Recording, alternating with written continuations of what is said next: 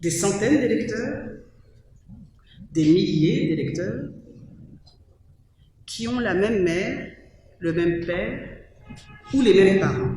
Ça veut dire que vous avez des femmes qui ont mis au monde plus de 500 électeurs.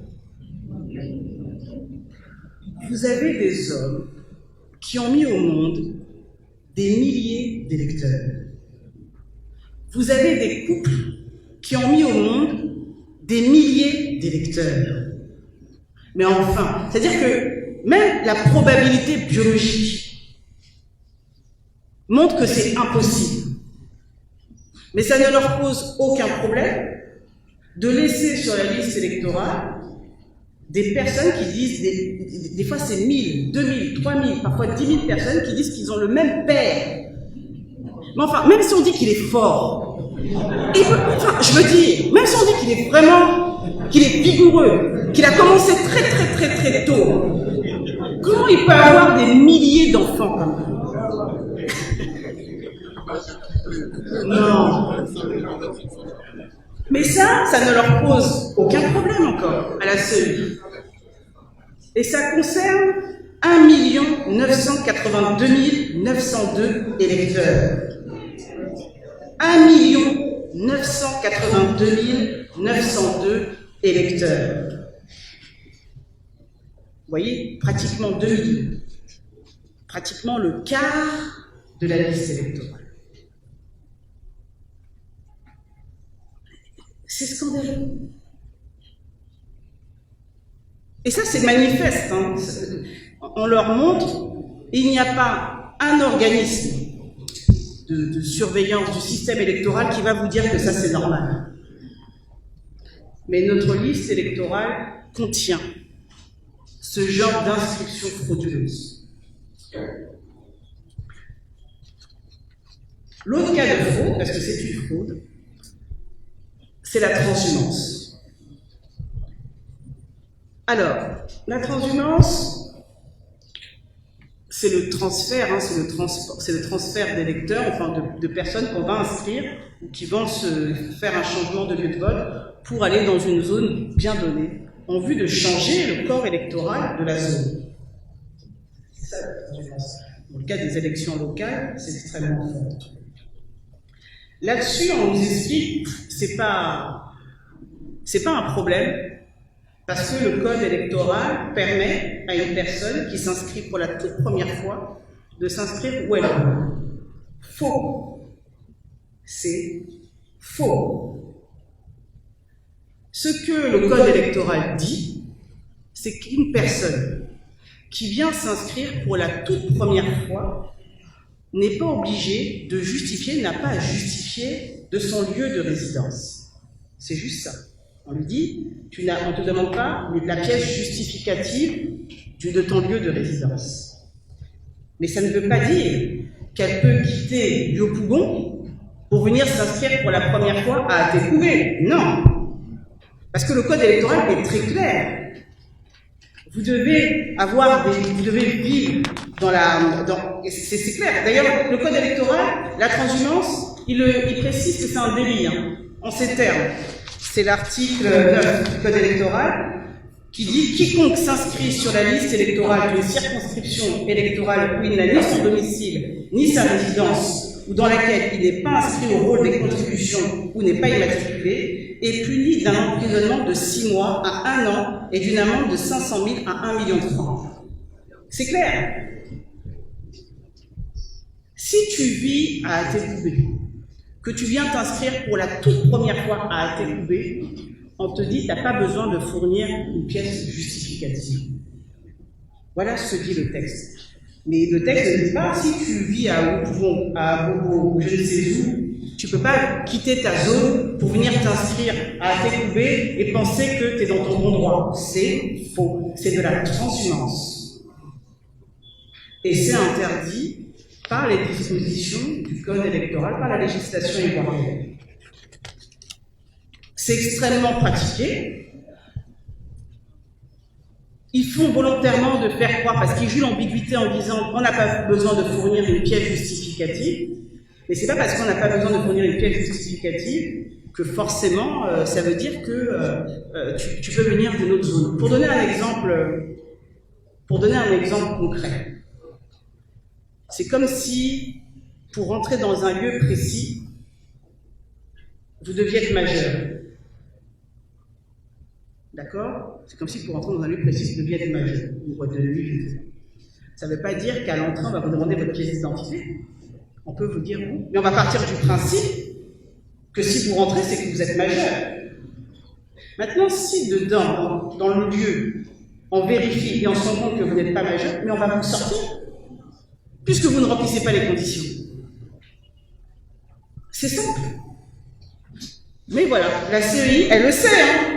Ils savent bien ça, hein. Mais ils jouent l'ambiguïté pour faire croire aux gens que c'est autorisé, que c'est normal. Le dernier cas de fraude, enfin, c'est pas le dernier cas, hein, ce sont des exemples qu'on vous a donnés, mais on voulait terminer par ça, ce sont les intimidations. Ce sont les intimidations de tout genre en réalité. Qu'est-ce qu'on a pu remarquer? On a remarqué que les Ivoiriens demeurent traumatisés quand même. Il y a encore les séquelles, les traumatismes de 2010-2011. Et qu'à l'approche des élections, il y a une tension qui s'installe. Et les gens, souvent, laissent passer des comportements qui savent frauduleux. Mais ils n'interviennent pas parce qu'ils se disent, ils sont dangereux, ils peuvent s'en prendre physiquement à moi. Donc, la peur paralyse. Et comme la peur paralyse, ça laisse des fraudeurs accomplir un certain nombre d'actions frauduleuses devant les gens qui ne réagissent pas, parce qu'elles ont peur. Et je pense que ça, faut vraiment prendre en considération cet élément, parce que il n'y a pas marqué « j'ai peur » sur la tête de quelqu'un. Et on ne sait pas forcément ce que les uns ou les autres ont pu voir, ont pu subir, ont pu voir leur famille impactée par la crise socio-électorale de 2010-2011. Les gens n'en parlent pas forcément. Mais à l'approche des élections, ça les tétanise. Donc ça aussi, il faut en prendre conscience pour pouvoir justement adopter les meilleures stratégies de lutte contre la fraude.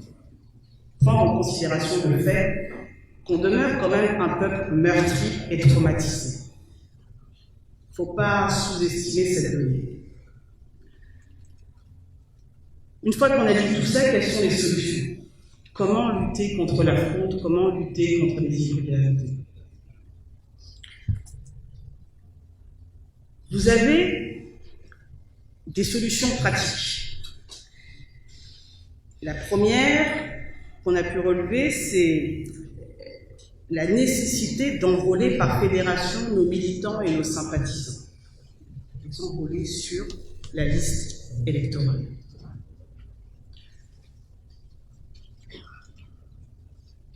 Pourquoi c'est important? C'est important parce que, si je dois faire un parallèle, ne pas être sur la liste électorale, et aspirer au changement, c'est comme être un soldat qui va à la guerre sans armes. Vous ne servez à rien.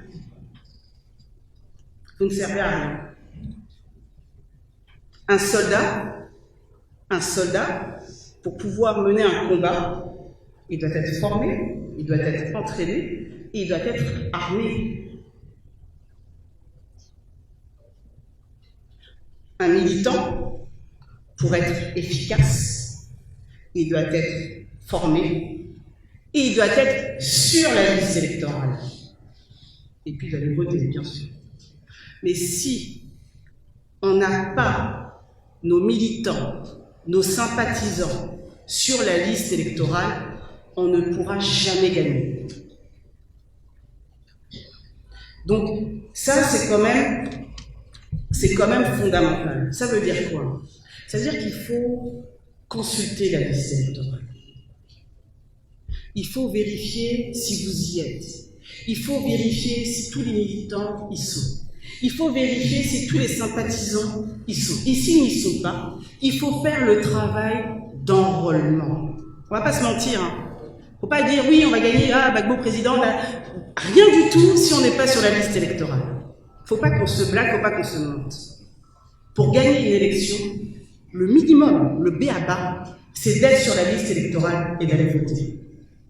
On ne peut pas gagner une élection sans ces éléments minimums. Donc, au niveau des fédérations, c'est pour ça qu'on ne cesse de le dire, la victoire du président Gbagbo est entre les mains de la base. La victoire du président Laurent Gbagbo est entre les mains de la base. Elle est entre vos mains. Parce qu'il revient à la base, vraiment, de faire ce travail d'enrôlement au niveau des comités de base, au niveau des sections, de faire du porte-à-porte, d'aller au contact des populations. Il ne faut pas rester entre nous, d'aller au contact des populations, de discuter avec elles, de voir si elles sont sur la liste électorale. Si celles qui n'y sont pas, pourquoi elles n'y sont pas? De les aider à se faire enrôler. Pour ce faire, celles qui n'ont pas d'acte de naissance, les aider à se faire établir un acte de naissance, les aider à se faire établir un certificat de nationalité pour s'inscrire sur la liste électorale. Si vous venez d'écouter cette vidéo que Maître Abiba Touré nous a faite pour nous parler des irrégularités de la liste électorale. Vous savez, c'est la priorité pour Jeunes Conscients, cette page-là, cette chaîne YouTube, de toujours mettre tous les sujets d'abord en stand-by quand il s'agit de la lutte du PPACI. Parce que pour moi, j'ai toujours dit, le président Laurent Gbagbo est celui-là même qui m'a donné envie de mettre ma caméra devant moi et de dire quelque chose en politique, à travers ce qu'il a subi. Aujourd'hui, Maître Abiba Touré, une fois de plus, a essayé d'expliquer à ceux qui ne comprennent pas exactement ce qui se passe dans la liste électorale. Parce que vous savez, cette femme, elle est extrêmement intelligente, elle est très intelligente. Et sa façon de parler vous démontre que c'est une personne intègre. Et elle a essayé de nous expliquer ce qui se passe avec la liste électorale. Pourquoi elle est remplie des irrégularités. Pourquoi il est impératif de la réformer. Pourquoi il est impératif d'avoir un consensus avant les élections dans la liste électorale. Ce n'est même pas normal d'organiser des élections et que le seul parti qui est d'accord avec la liste électorale soit le parti au pouvoir. C'est l'une des choses qui n'est pas du tout normale. Vous ne pouvez pas aller aux élections présidentielles et que le seul parti qui dit la liste électorale m'arrange et pourtant tous les autres disent que la liste électorale ne m'arrange pas. À un moment donné, si le président sortant veut avoir un minimum de légitimité, il doit déjà faire un consensus sur la liste électorale avec tout le monde.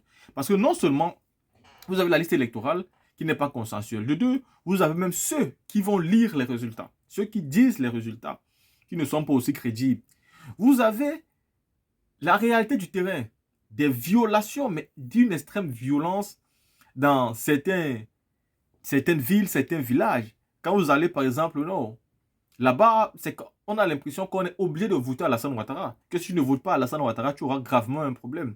Et dans certains fiefs, vous voyez des microbes qui arrivent avec des machettes, des personnes dans des bureaux de vote qui empêchent les gens de voter, des personnes qui font le bourrage des urnes. C'est-à-dire, non seulement ce problème arrive, mais en plus de ça, il y a une liste électorale qui est déjà bourrée. Il faut régler ce problème avec une extrême urgence et une extrême tranquillité. Car si ceci n'est pas fait, c'est la preuve que les élections qui arrivent en 2025 sont clairement, c'est-à-dire une ouverture vers une autre guerre qui peut être encore plus fratricide que celle que nous avons connue en 2010-2011. Il est donc important dès à présent de commencer à préparer des élections crédibles pour le parti au pouvoir. Aujourd'hui, vous avez une opposition qui a dit notre combat n'est même plus de bagarrer pour que Ouattara ne soit pas candidat. Ouattara peut être candidat, on n'a aucun problème avec ça.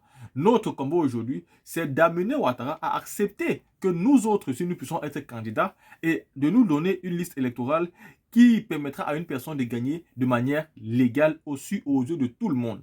Donc Ouattara aujourd'hui peut même être candidat, ça ne cause pas de problème. Le problème est de savoir qui seront ses adversaires et avec quelle liste électorale nous aurons aux élections. La team, dites-moi ce que vous pensez et on se voit pour une autre vidéo.